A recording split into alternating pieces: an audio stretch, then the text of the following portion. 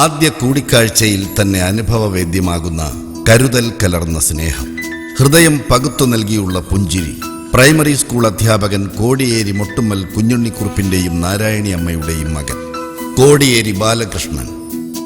1953 November 16 ജനിച്ച ഇദ്ദേഹം Kodiyeri onion high school, Mahe Mahatma Gandhi college, Thiruvananthapuram university college എന്നിവിടങ്ങളിൽ നിന്നും വിദ്യാഭ്യാസം പൂർത്തിയാക്കി.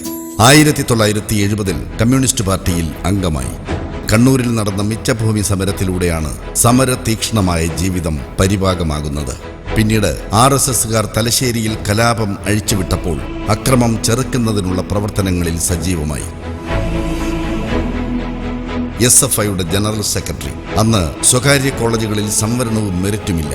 SFIയുടെ സമരത്തെ തുടർന്ന് 80% മെറിറ്റും സംവരണവും നിലവിൽ വന്നു. പട്ടികജാതി പട്ടികവർഗ വിഭാഗത്തിൽപ്പെട്ട വിദ്യാർത്ഥികളുടെ അവകാശങ്ങൾ നേടിയെടുക്കാൻ വേണ്ടിയുള്ള പ്രക്ഷോഭ സമരം സംഘടിപ്പിച്ചു. വിജയം വരിച്ച സമരം പുരോഗമന വിദ്യാർത്ഥി പ്രസ്ഥാനത്തിന്റെ ചരിത്രത്തിലെ സുവർണ അധ്യായമായി. കേരള യൂണിവേഴ്സിറ്റി യൂണിയൻ KSU അടക്കി ഭരിക്കുന്ന കാലം. അഴിമതിയിൽ മുങ്ങിക്കുളിച്ച യൂണിയനെതിരെ കോടിയേരിയുടെ നേതൃത്വത്തിൽ SFI സമരഭൂമികയിൽ. ക്രൂരമായ മർദ്ദനം ഏറ്റുവാങ്ങേണ്ടി വന്നെങ്കിലും KSUവിനെ തള്ളിക്കളഞ്ഞ് കേരളത്തിലെ വിദ്യാർത്ഥി സമൂഹം SFIയെ നെഞ്ചോട് ചേർത്തു.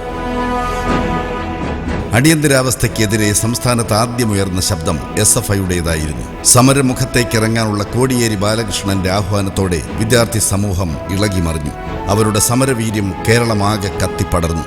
പ്രവർത്തകരെ പോലീസ് വേട്ടയാടാൻ തുടങ്ങി. ഒളിവിൽ പോയെങ്കിലും പോലീസ് കോടിയേരിയെ കണ്ടെത്തി മിസ ചുമത്തി അറസ്റ്റ് ചെയ്തു. തുടർന്ന് 1.5 വർഷം അടിയന്തരാവസ്ഥ പിൻവലിക്കുന്നതുവരെ ജയിൽവാസം. അടിയന്തരാവസ്ഥ വിരുദ്ധ സമരമായിരുന്നു കോടിയേരിയുടെ വിദ്യാർത്ഥി സമര ജീവിതത്തിലെ നാഴികക്കല്ല്. 1969 16ാമത്തെ വയസ്സിൽ കോടിയേരിയുടെ പ്രവർത്തന മികവ് കണക്കിലെടുത്ത് CPIMന്റെ ഈങ്ങയിൽ പീടിക ബ്രാഞ്ചിൽ കാൻഡിഡേറ്റ് മെമ്പറാക്കി. 1970 പാർട്ടി അംഗമായി.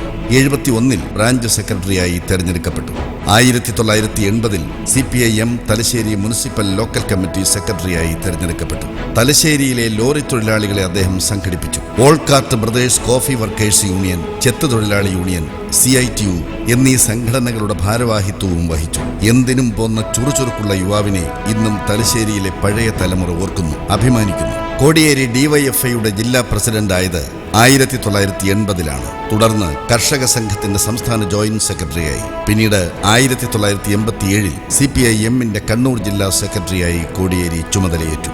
ദളിത് ആദിവാസി വിഷയങ്ങളിൽ എന്നും ശ്രദ്ധ പതിപ്പിച്ചിട്ടുള്ള കോടിയേരി പാർട്ടി കണ്ണൂർ ജില്ലാ സെക്രട്ടറിയായിരിക്കുന്ന കാലത്ത് ആറളം ഫാമിലെ മണ്ണിന്റെ മക്കൾക്ക് ഭൂമി ലഭിക്കുന്നതിനുള്ള പ്രക്ഷോഭങ്ങൾക്ക് തുടക്കം കുറിച്ചു. അതോടെയാണ് ആറളത്തു നിന്നും കണ്ണൂർ കളക്ടറേറ്റിലേക്ക് ആദിവാസികൾ കാൽനടയായി എത്തിയത്. മുത്തങ്ങയിൽ ആന്റണിയുടെ ഭരണകൂടം നടത്തിയ നരനായാട്ടിൽ പ്രതിഷേധിച്ച് സെക്രട്ടേറിയറ്റ് പടിക്കൽ കോടിയേരി നടത്തിയ നിരാഹാര സമരവും ചരിത്രത്തിലെ സിന്ദൂര ചാർത്തുകളാണ്. കൂത്തുപറമ്പ് രക്തസാക്ഷിത്വത്തെ തുടർന്ന് കണ്ണൂരിൽ MV രാഘവനെ പ്രവേശിപ്പിക്കില്ല എന്ന് CPIM പ്രഖ്യാപിച്ചു. രക്തപ്പുഴകൾ ഒഴുക്കാൻ തീരുമാനിച്ചുറപ്പിച്ച് രാഘവൻ ജില്ലാ ബാങ്കിന്റെ പരിപാടിയിലെത്തി. കോടിയേരിയുടെ നേതൃത്വത്തിൽ 1000കണക്കിന് സമര വോളണ്ടിയർമാർ ബാങ്ക് വളഞ്ഞു. പോലീസുകാർ നിറതോക്കുമായി പൊസിഷൻ എടുത്തു. ജില്ലാ പോലീസ് മേധാവിയും കളക്ടറുമൊക്കെ സ്ഥലത്തെത്തി. പിരിഞ്ഞുപോയില്ലെങ്കിൽ വെടിവെക്കുമെന്ന് ഭീഷണി മുഴക്കി. എന്നാൽ വെക്കടാ വെടി എന്ന നെഞ്ചൂക്കോടെ കണ്ണൂരിലെ വിപ്ലവ പ്രസ്ഥാനം നിലയുറപ്പിച്ചു.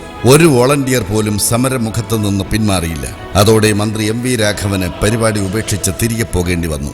തന്റെ സമര വഴികളിലെ നാഴികക്കല്ലായി കോടിയേരി അടയാളപ്പെടുത്തുന്നത് ഈ പ്രക്ഷോഭത്തെയാണ്.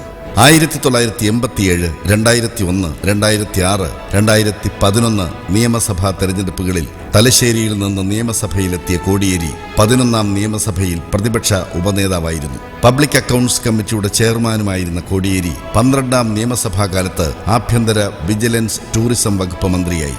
രാജ്യത്തെ ഏറ്റവും മികച്ച ആഭ്യന്തര വകുപ്പ് മന്ത്രിക്കുള്ള ഉപഹാരം അക്കാലത്ത് കോടിയേരിയെ തേടിയെത്തി.